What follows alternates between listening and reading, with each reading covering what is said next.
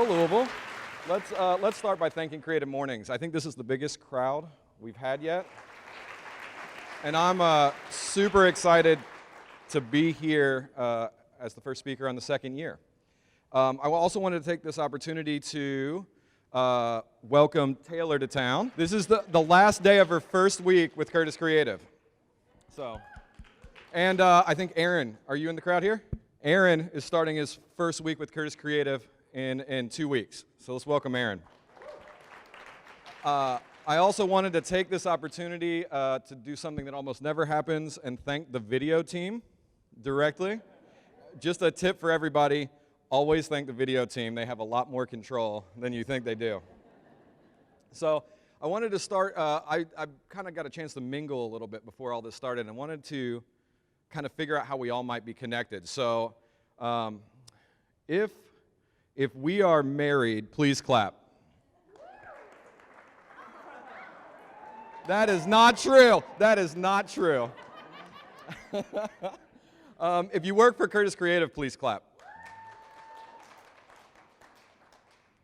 If we're currently working together, please clap.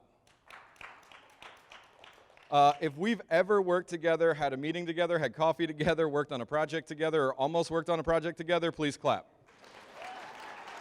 Isn't that crazy? How we're all connected here. So the other person that's here is my mom is here today. She drove in. So you want to stand up? Here's my mom. She's incredibly excited that for the next 20 minutes I'm going to put my philosophy degree to use. She also loves when I do this kind of stuff. This is her email address. If you guys want, feel free to shoot her something, let her know how I did today. So let's talk about ethics. I work at Kertis Creative. I like to say that we're a small and potent group of creative folks, and a lot of our work is labeled storytelling. And we also work in the neighborhood, in the Smoketown neighborhood, which we're proud of.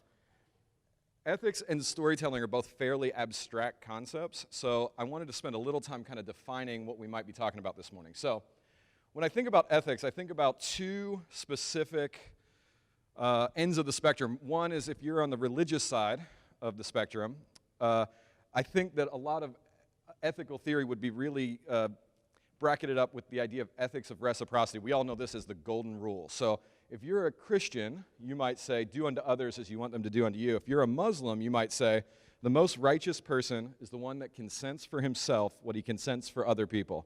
And if you're a Jew, you might say, love thy neighbor as yourself. Or if you're Method Man, you might say, if you keep it real with me, I'll keep it real with you. And totally by accident, Method Man's playing tonight at Diamond's Pub. I don't work for Diamond's Pub, but I feel like we should all, I think this room should fill out Diamond's Pub tonight. So that worked a lot better than I thought it was going to. So let's say you're not on the religious side of the spectrum and you're on the secular side of the spectrum. This is the most flattering picture of Immanuel Kant that we could find on the internet. Immanuel Kant's kind of the grumpy grandfather of modern ethics. So if you're not on the religious side and you're looking for some kind of wrapper to keep you in line, categorical imperative is one of those. And it's a really complicated thing, but it kind of boils down to the fact that if you do it, then everybody else must also be able to do it, or it's not ethical, it's not virtuous. The idea would be that if I for any reason committed murder, then everybody else would be able to do that, and if we kind of walk that line all the way down, there'd be no people left. Or in a much less violent and bloody way, if you were at a stoplight in a rural town and it was red and you said, maybe I should just run it, it's no big deal. If you ran a stoplight, everybody else would run a stoplight in the world and it would cause mass chaos, right? So that's kind of categorical imperative. Utilitarianism, this is now 2 in a row. Philosophers obviously are dashingly handsome people. This is Jeremy Bentham. He started this idea around utilitarianism, and really simply it's the greatest good for the greatest number of people. And I like to think about that. If I stole $1 and fed 1 million people, that would be it would be an unethical action but an ethical result because it was a net positive. But if I stole $1 million and fed one person, it wouldn't hold up. So it's kind of the greatest good for the greatest number. And lastly, these are not the people that came up with the idea of hedonism, but they are really living it out. They are also, if you Google image search hedonism, this is the first picture that shows up that's not complete nudity. So hedonism is this idea that if it feels good, do it. Pleasurable experiences are ethical experiences. So if it feels good, do it. Or, as Britney Spears might say, if you feel it, let it happen, keep on dancing till the world ends. Some of the Kertis Creative folks have been really into the fact that I had a slide title that just was Britney Spears' snake picture all week and trying to rehearse that.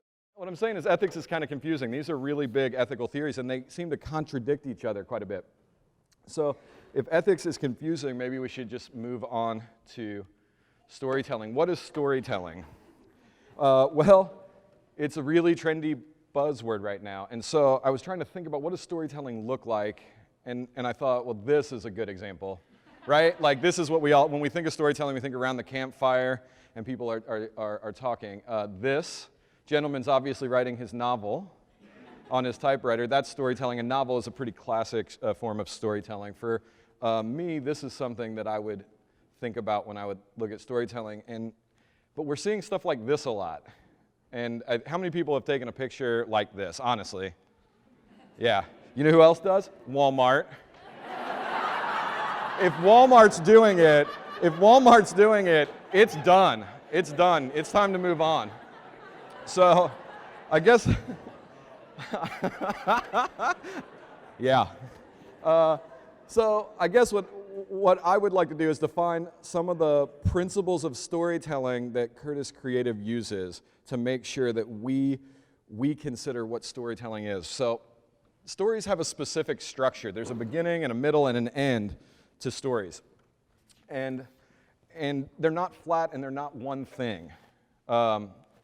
Stories have a narrative. There is a progression of what stories are. It can't just be a single moment.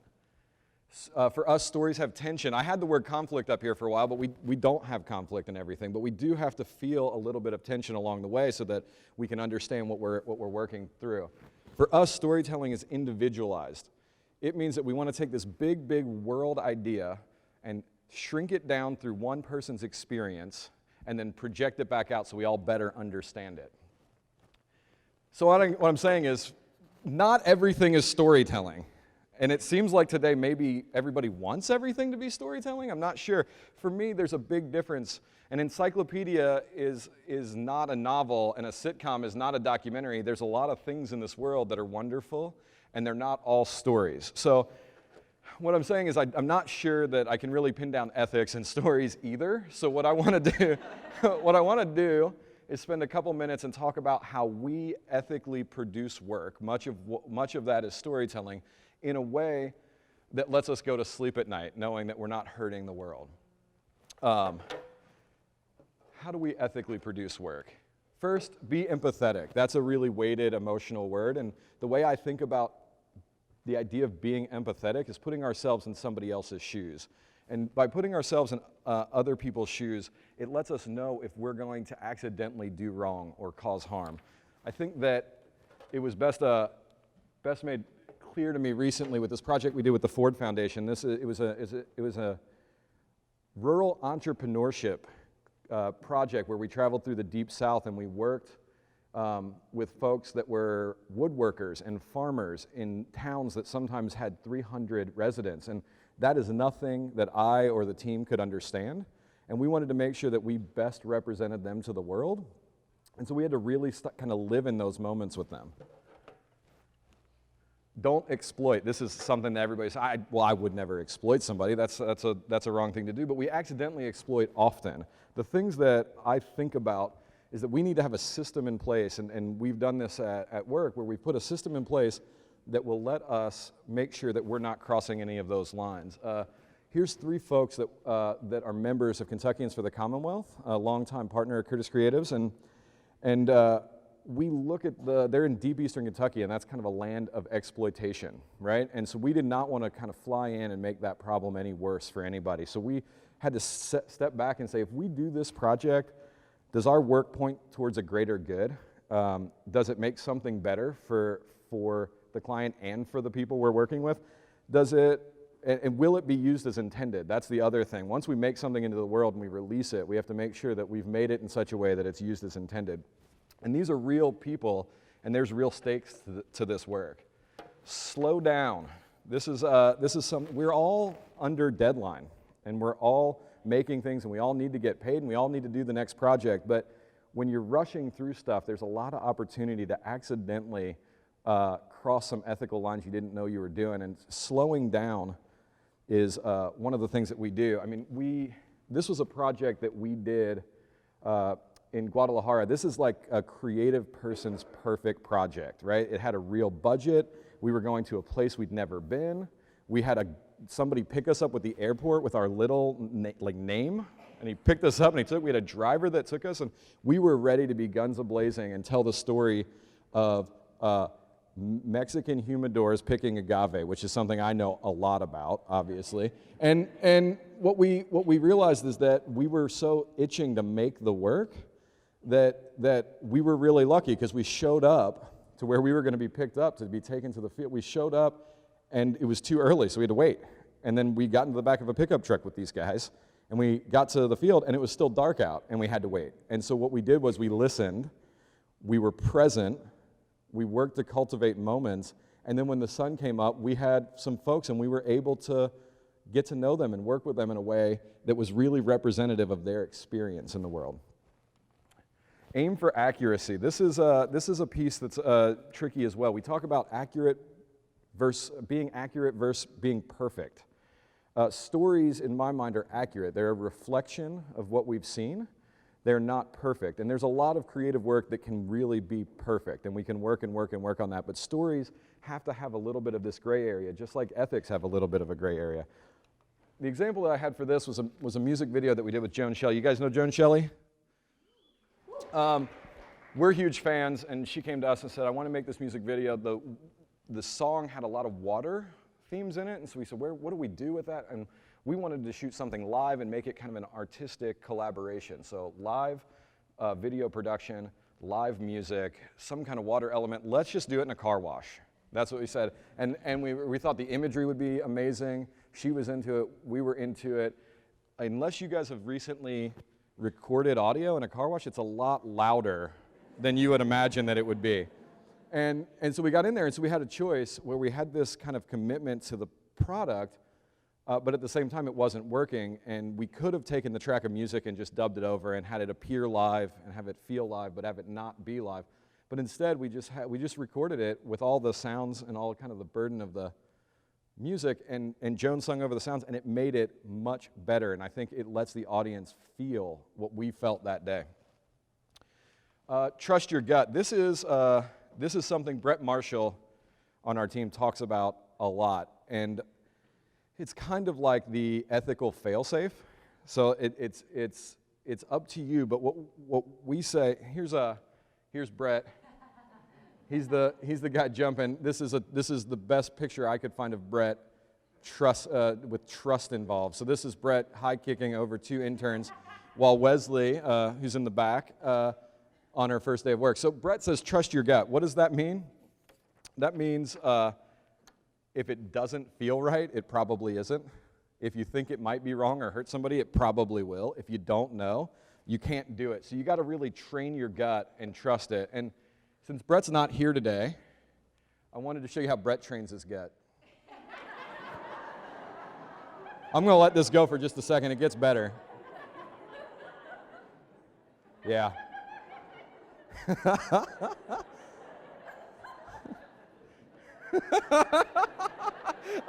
Hold on. I played it for like an hour at work yesterday. So all right. So don't work for evil people, right? Anybody working for evil people right now? Wesley raised her hand in the back, by the way. Don't work for evil people. This is another subjective thing. What I would say to you guys is make a list of all the things that you think make somebody evil. Totally subjective, like your own personal evil list. Make that. Once it's made, save it. Under no circumstances, do work for those people. It's kind of that easy. I know that we all have other considerations in our world, but just don't break that rule. We've done this, and we've amended it over time to include different parameters. We've created, it might be helpful, we've created 3 categories. It's the work we want to do, the work we don't want to do, and the work that we won't do.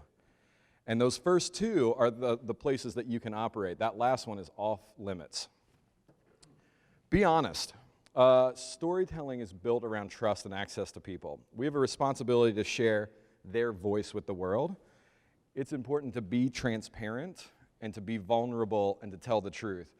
Here's a frame from a project we did with the ACLU, and we're huge fans of the work they're doing, and we wanted to help. So when we were invited, we were a quick yes. Worked the project out, signed a contract, got started, and they said, our first piece is going to be about Kentucky's immigration reform. And we said, uh-oh, we don't know a thing about that, right? And we do want to tell heartfelt and emotional stories, but we need to do that in the right way. These people on this slide have a real story. They have a real experience. And we needed to stop and look these folks in the face and the client in the face and said, we're not sure we understand. And what we did was we took a lot of extra time to make sure we did pre-interviews. We took a lot more time to come down and hang out and hear and talk about these before we turned the camera on.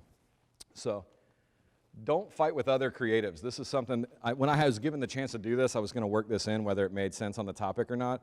As we all established, I'm like, one step away from everybody in this room. There is no room. It's really hard out there for the work that we're doing. And we're all already connected. We have to get along, and we can't undercut each other. We can't poach each other. We can't work for free. We're all in this together, and we're cultivating this community together. This is my don't fight. See the belts? Those are 2 creative guys. These are 2 creative guys fighting. All right, and lastly, don't be an asshole, guys. Like, if everything else doesn't stick, just don't be an asshole. As I mentioned, we're all creative people in here, and it's our responsibility to figure out problems, reflect on our communities, have fun, make things more beautiful, be humble, fight for what we believe in, make a dent in the world. Why do we choose to produce under these guidelines? We do it because we feel like it's the only way to make important work. And we could certainly make more money ignoring some of this stuff, but I don't want to run the risk of potentially being an asshole. I wouldn't want that reputation. Thanks. This is your Instagram, if you haven't got one yet.